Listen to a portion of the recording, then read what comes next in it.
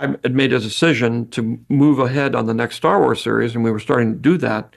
So you were starting to make the next Star Wars. Yeah. Today, I will be talking about George Lucas's canceled sequel trilogy.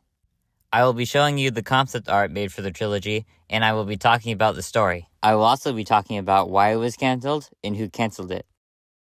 This was the early version of Rey, or as George Lucas called her, Taryn. She was envisioned as a 14-year-old Force-sensitive scavenger who became a Jedi. The picture on the top in the middle shows Taryn holding R2-D2's head. In the picture on the top left, Taryn is shown wearing an outfit that is very similar to what Rey wears in The Last Jedi. She is also using a weapon that resembles Rey's staff. The man on the bottom left is Luke Skywalker, who just like in the Disney trilogy had given up on the Jedi. This is the planet where Taryn finds Luke. It is very similar to the planet Ahch-To from The Last Jedi. On the bottom left, you can see Luke holding a blue lightsaber. The other three images have buildings that resemble the Zeffo structures from Jedi Fallen Order. These are illustrations of a new member of the Yoda species.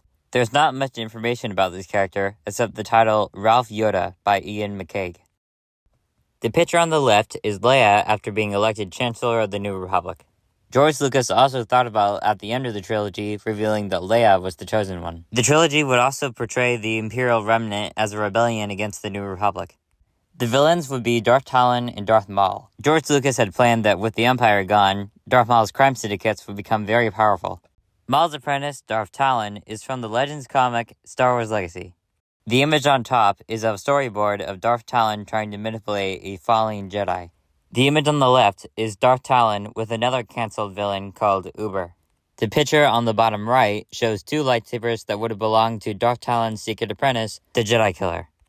At some point in the trilogy, it was going to be revealed that the Jedi Killer was Han and Leia's son, Skylar. The image on the left shows the Jedi Killer in armor inspired by Darth Vader. The image on the top shows a very alien-like mechanical version of the character. The helmet depicted in the drawing on the bottom would later be used for the Goavian Death Gang in The Force Awakens.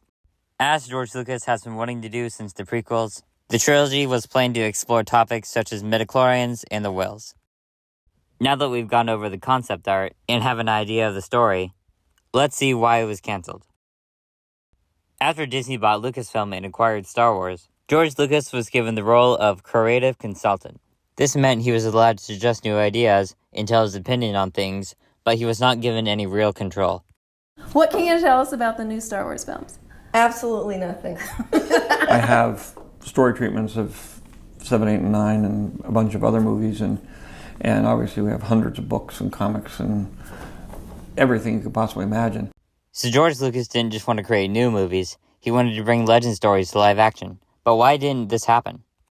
At the time, George Lucas wanted to retire, so he placed Kathleen Kennedy as head of Lucasfilm. George trusted Kathleen to continue his legacy, but Kathleen had her own agenda. The fact that we are trying to grow in the workforce a number of women in executive positions and in all positions inside the company, and with the movies that we're making, and with the protagonists that we're putting in the stories. Put a chick in it, make her gay!